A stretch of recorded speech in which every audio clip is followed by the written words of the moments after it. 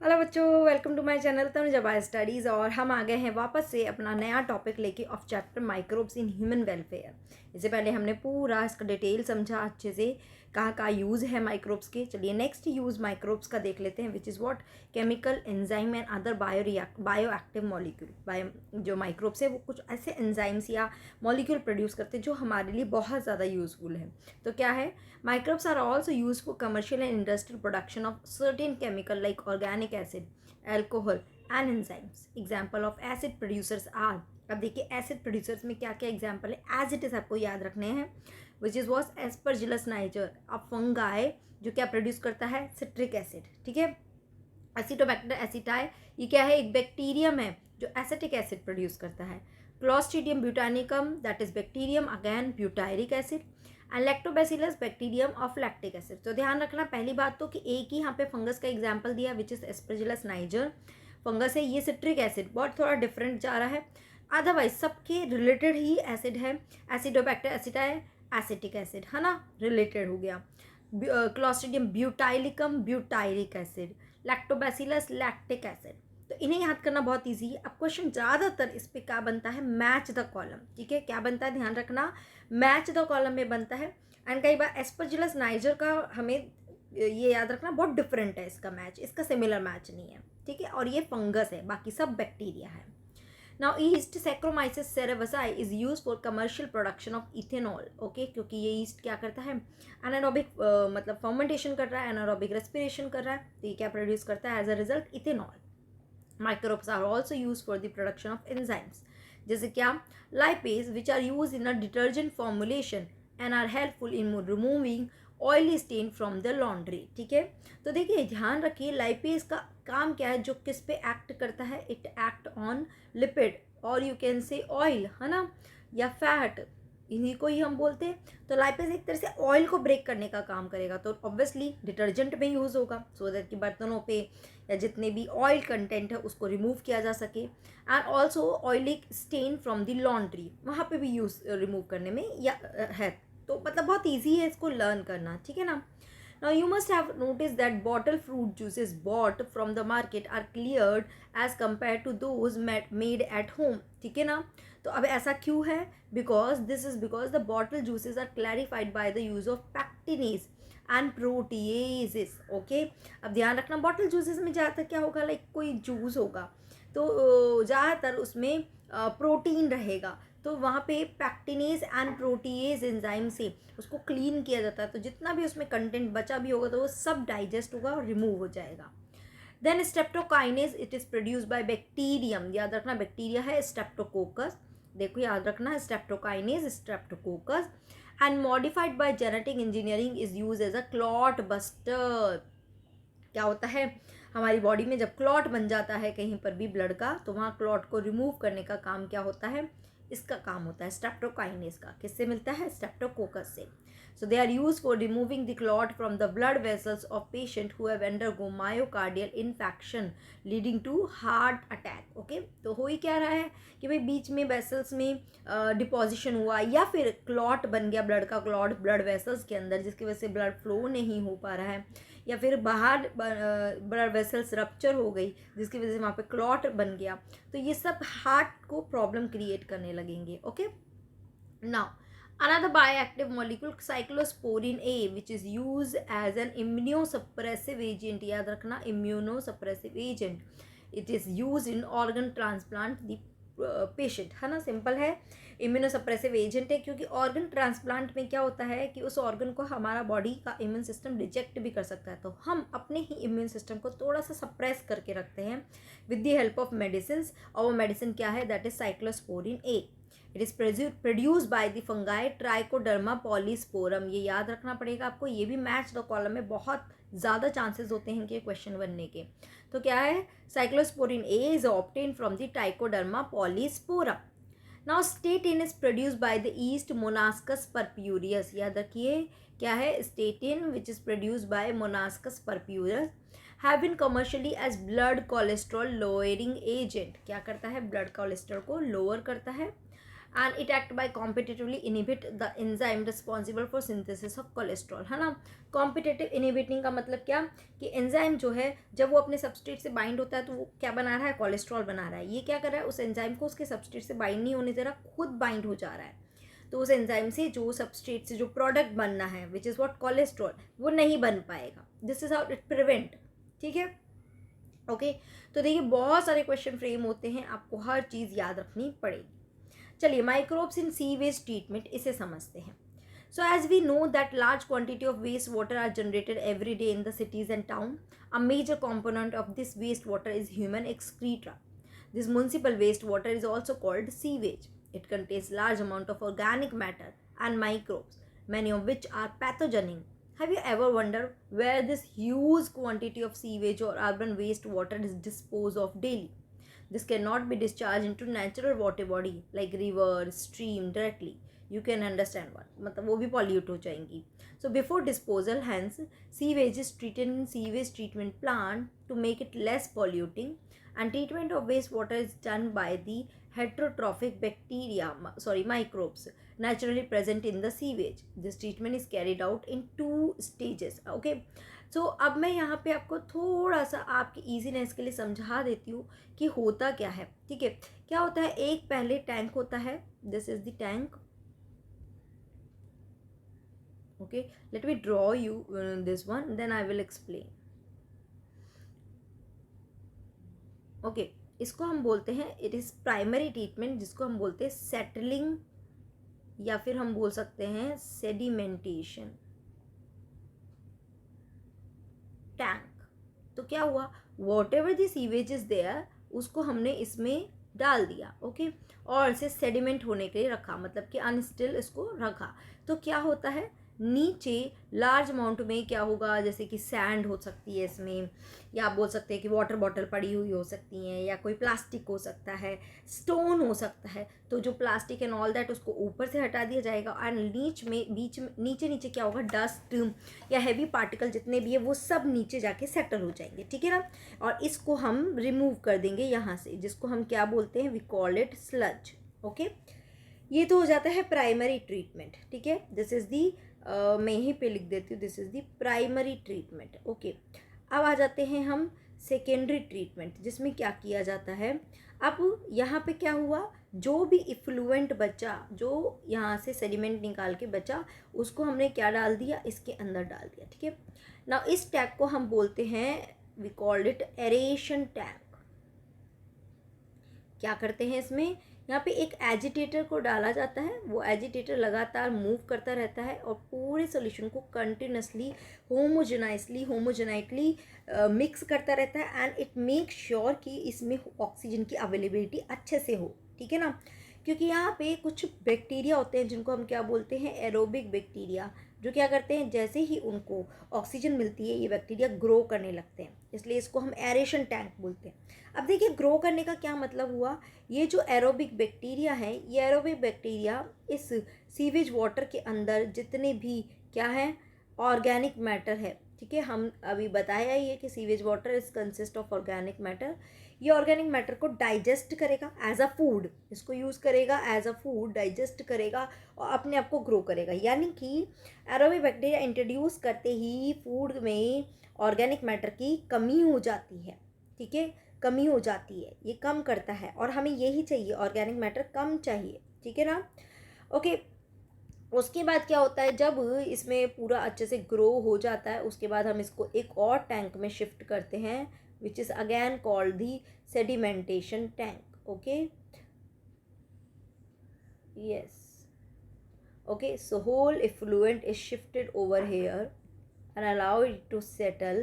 Okay, now जब ये वापस सेटल होने लगता है तो अगेन कुछ और स्लज भी यहाँ पे कलेक्ट होता है, और नाउ अब इस स्लज में क्या है, जनरली इस स्लज में है एरोबिक बैक्टीरिया, ठीक है, जो एक पूरा नेटवर्क बना लेते हैं इसके अंदर, इसलिए हम इसको क्या बोलते हैं, that is called the aerobic flock या बैक्टीरियल फ्लॉक। क्या बोलते हैं, bacterial flock we use to say, क्योंकि ये पूरा एक ना, मतलब एक मास ऑफ एरोबिक बैक्टीरिया, एक ग्रुप ऑफ एरोबिक बैक्टीरिया बना लेते हैं, which is called bacterial flock. इसको हम क्या बोलते हैं, we call it activated sludge, ठीक है, क्या बोलते हैं, एक्टिवेटेड स्लज। ना इसमें से कुछ एक्टिवेटेड स्लज को हम लेकर वापस से इस सेकेंडरी ट्रीटमेंट में एरेशन टैंक में डाल देते हैं। क्या डालते हैं, this activated sludge is taken back और put back into this aeration tank. क्यों डालते हैं, बिकॉज ये एक्ट क्या करता है, it act as a activated sludge. तो ये एज अ इनोकुलम, मैं यहाँ पे लिख रही हूँ, okay, as a inoculum it is utilise. You know inoculum, जैसे कि मान लो हमें एक कर्ड जमाना है एक दूध से, तो हम क्या करते हैं, उसमें थोड़ा सा कर्ड डालते हैं, तो curd is acting as a inoculum just like small amount of that bacteria. तो ऐसे ही यहाँ एरेशन टैंक में भी स्मॉल अमाउंट ऑफ बैक्टीरिया डाला जा रहा है सो दैट वो उस ऑर्गेनिक मैटर को यूटिलाइज करे और अपना नंबर बढ़ा ले, ठीक है ना। जब ये पूरा यहाँ पे सेटल हो जाता है, उसके बाद जो भी रिमेनिंग बचता है that is being drop into the river, ठीक है। अब इनको रिवर में डाल दिया जाता है। अगर इसको और फर्दर एकदम ड्रिंकिंग पर्पस के लिए किया जाए, तो ड्रिंकिंग पर्पस के लिए करने के लिए इसको किससे ट्रीट कराते हैं, केमिकल से भी ट्रीट कराते हैं, ओके, ताकि इसके अंदर कोई जर्म्स होंगे तो वो किल हो जाएंगे। And this is called the tertiary treatment. इसको हम क्या बोलते हैं, टर्शरी ट्रीटमेंट, ठीक है ना बेटा। ये केमिकल ट्रीटमेंट होता है। यहाँ तक समझ में आई। एक्टिवेटेड स्लज किसको बोलते हैं, ये भी क्लियर रखना, ठीक है ना बेटा। ओके, नाउ बाकी जो बचा, ये देखिए थोड़ा सा तो इसमें रखा। नाउ यही एक्टिवेटेड स्लज जो बाकी बचा उसको हम यहाँ से निकाले और उस स्लज को हमने डाला एक और कंटेनर में, लिख दिस, जिसको हम बोलते हैं एनारोबिक स्लज डाइजेस्टर। समझ में आई, ठीक है। एनारोबिक स्लज डाइजेस्टर, इसमें हम ये पूरा स्लज को डाल देते हैं, ठीक है ना। इस एनारोबिक बोल रहे हैं तो क्या इसमें हम फेवर करते हैं कि एनारोबिक कंडीशन प्रोवाइड की जा रही है, तो एनारोबिक बैक्टीरिया जो है ना वो इस पे ग्रो करेंगे, किस पे ग्रो करेंगे, एक्टिवेटेड स्लज पे। और ग्रो करने की वजह से ये कुछ गैसेस रिलीज करते हैं लाइक H2S, ठीक है ना, CO2, and these gases are utilise for cooking purpose. इसको हम बोलते हैं बायोगैस प्लांट या गोबर गैस प्लांट, जिसमें ये गैसेस रिलीज होती है, जिसको डायरेक्टली हम हर जगह के गैस पाइपलाइन से जोड़ देते हैं और ये एज अ फ्यूल और for cooking purpose it is utilise. तो ओवरऑल समझ आया कि पूरा ट्रीटमेंट कैसे किया जा रहा है, ठीक है बेटा। ओके ओके, तो अभी थोड़ा सा और देखो, एक वर्ड आ जाता है विच इज़ कॉल्ड BOD, दो it is not given and chapter 16 is deleted, but you should know about this one, ठीक है। इसको बोलते हैं हम बायोकेमिकल ऑक्सीजन डिमांड। मतलब क्या, देखो, अगर किसी में पानी में ऑर्गेनिक मैटर ज़्यादा है, ठीक है ना, यानी कि उस ऑर्गेनिक मैटर को ब्रेक करने के लिए ज़्यादा एनर्जी की ज़रूरत होगी, है ना, या फिर आप बोलेंगे ज़्यादा ऑक्सीजन की ज़रूरत होगी, तो यानी कि बायोकेमिकल ऑक्सीजन डिमांड बढ़ जाएगी, है ना, बढ़ जाएगी। यानी कि क्या, ऑर्गेनिक मैटर ज़्यादा तो BOD भी ज़्यादा, और जैसे ही ऑर्गेनिक मैटर ब्रेक होता जाएगा सो क्या हो जाएगा, ये BOD धीरे धीरे क्या हो जाएगी, डाउन हो जाएगी, धीरे धीरे कम हो जाएगी। समझ आया रिलेशन पे, जितना ज़्यादा ऑर्गेनिक मैटर उतनी ही ज़्यादा ऑक्सीजन चाहिए उसे ब्रेक करने के लिए, तो उतनी ही ज़्यादा BOD है। जितना कम ऑर्गेनिक मैटर उतनी ही कम BOD है। समझ आई ये वाली चीज़। चलिए अब इसको क्विकली रीड करते तो आपको ये पूरा क्लियर हो जाएगा, ठीक है। चलिए, तो पहला ट्रीटमेंट है which is what, primary treatment. This treatment step basically involve physical removal of particle large and small from the seaways through filtration and sedimentation, as I have told you, ठीक है ना, कि पहला ही ये किया जा रहा है, सेटलिंग टैंक या फिल्ट्रेशन या सेडिमेंटेशन में किया जा रहा है। So these are removed in stages. Initially floating debris are removed by the sequential filtration, then the grit यानी कि मतलब soil or small pebbles, they are removed by sedimentation. All the solid that settle from the primary sludge form the primary sludge, ठीक है ना। तो यहाँ पे जो भी सेटल हुआ है उसको हम क्या बोलते हैं, we call it primary sludge, ठीक है बेटा। ओके, नाउ आगे बात करते हैं, and the supernatant forms the effluent from the primary settling tank is taken for secondary treatment. अब यहाँ से इफ्लुएंट को हमने किस में डाल दिया, सेकेंडरी ट्रीटमेंट के लिए। ना सेकेंडरी ट्रीटमेंट और biological treatment, the primary effluent is pass into large aeration tank where it is constantly agitated mechanically and air is pumped into it, as I've told you, right? So this allows vigorous growth of useful aerobic bacteria into flock मतलब पूरा masses of bacteria associated with fungal filament to form mesh like structure, पूरा clumsy सा, right? So while growing, these microbes consume the major part of organic matter in the effluent. They significantly reduce the BOD of the effluent. Okay, समझ आ गया है ना? Organic matter effluent का उसमें major part को ये use करेगा, मतलब ऑक्सीजन की और डिमांड है, सो दैट कि इस ऑर्गेनिक मैटर को डिग्रेड किया जा सके. So BOD refers to the amount of oxygen that would be consumed if all the organic matter in 1 liter of water were oxidized by bacteria. ठीक है बेटा.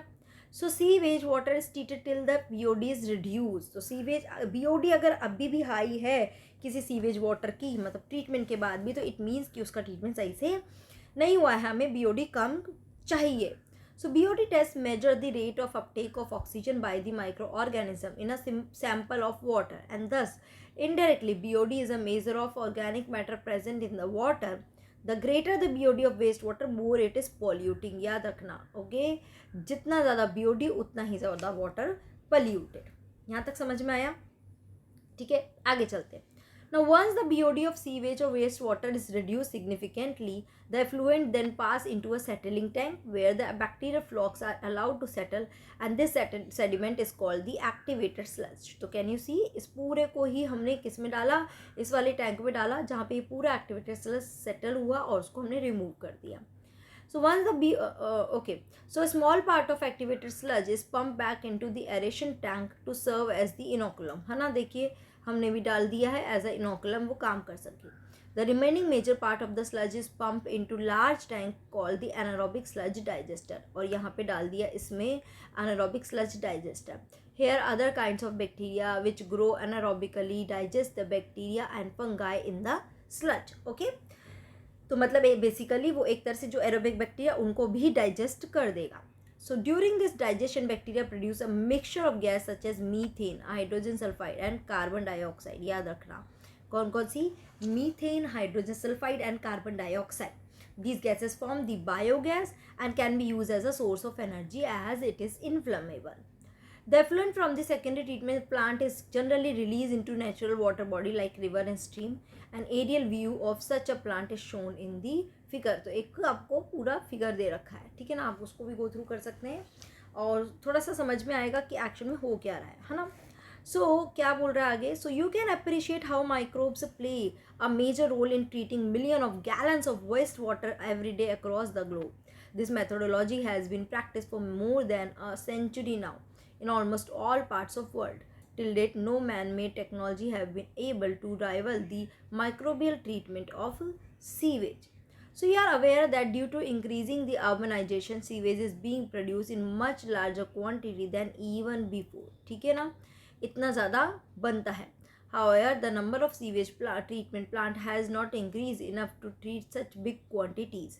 So the untreated sewage is often discharged directly into the river, leading to the pollution and increase in waterborne disease. है ना, तो कई बार इसको directly river में discharge कर दिया जिसकी वजह से पूरा पानी ही खराब हो गया. So Ministry of Environment and Forest has initiated Ganga Action Plan and Jamuna Action Plan to save these major river of our country from the pollution.